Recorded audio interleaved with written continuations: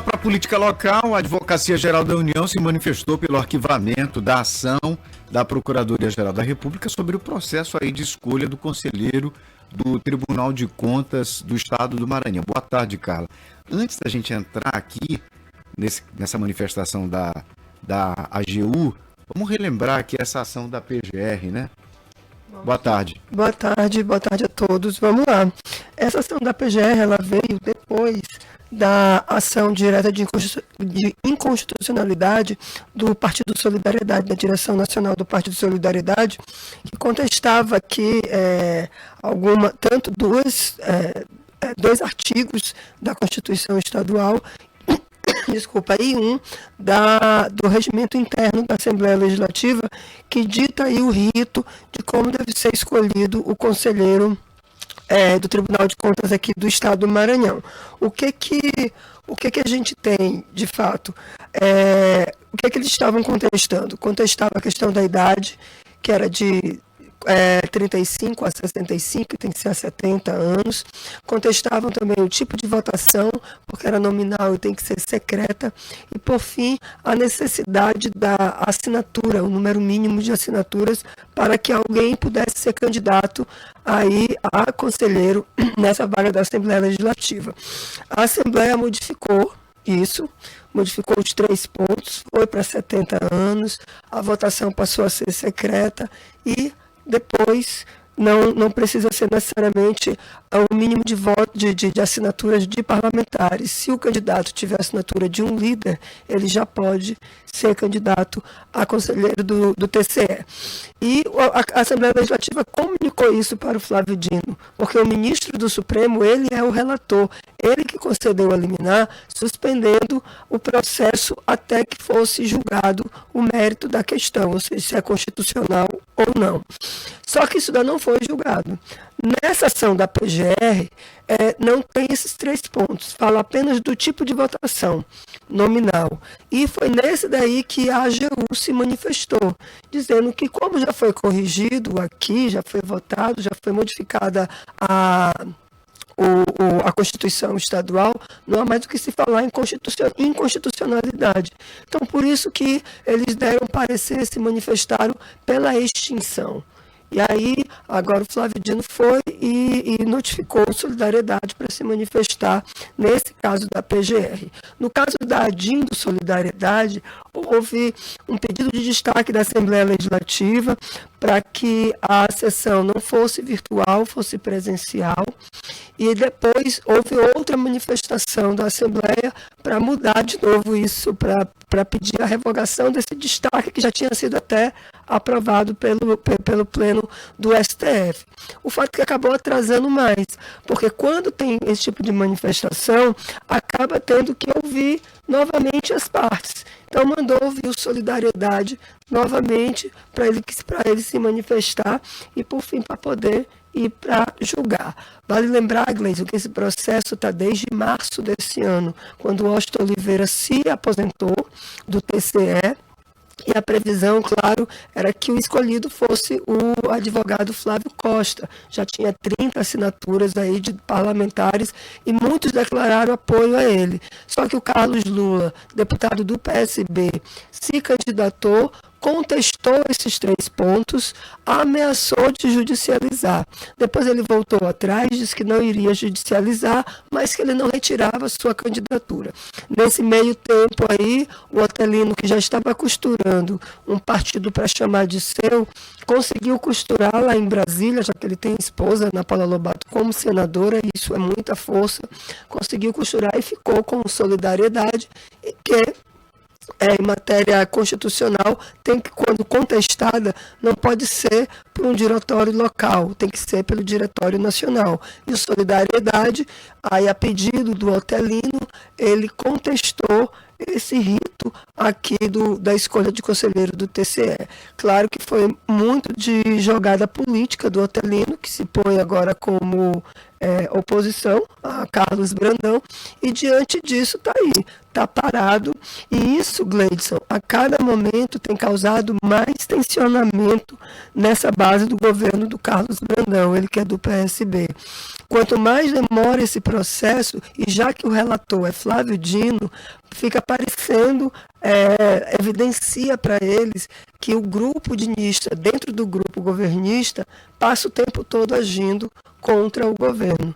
À medida que eles acreditam que o Otelino Neto, que já foi de várias frentes aí, né? Já foi Castelo, já foi Flávio Dino, aí depois saiu de Flávio Dino, foi para o Everton Rocha e voltou para Flávio Dino junto com o Brandão, agora não está mais com o Brandão, mas enfim, é um vai e volta, é uma traição de cá de lá. O fato é que isso tem causado muita tensão na base do governo, ao ponto, e eu não estou exagerando para vocês, do governador Carlos Brandão voltar a dizer que repensa a situação dele deixar o governo em 2026 ou não.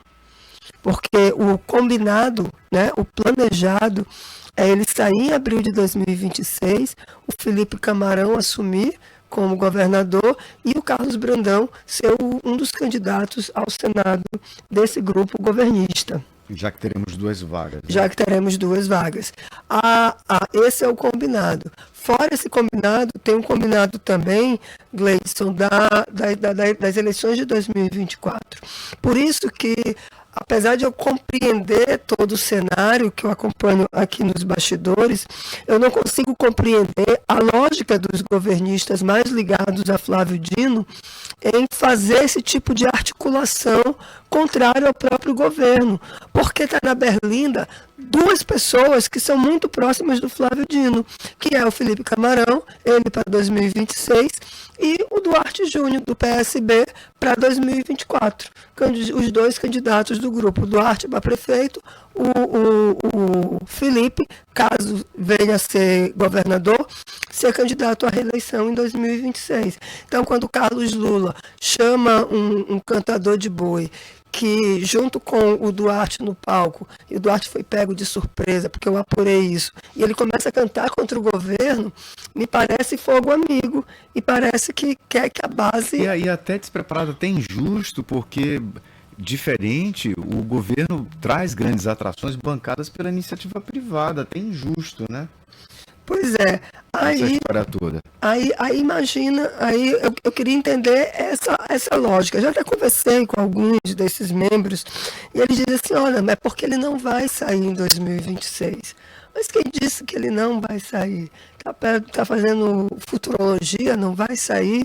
Mas se ficar esticando a corda, já que existe a possibilidade do Brandão não deixar o governo em 2026, só fortalece essa ideia. Então, eu vejo assim, uma lógica invertida e que tem prejudicado. Tenho falado com palacianos que defendem, voltaram a defender fortemente a permanência do Brandão até o fim do governo. E aí alguém me perguntaria, mas então, quem seria o candidato a governador em 2026 com apoio do Carlos Brandão? Sem dúvida nenhuma, seria a deputada Iracema Vale.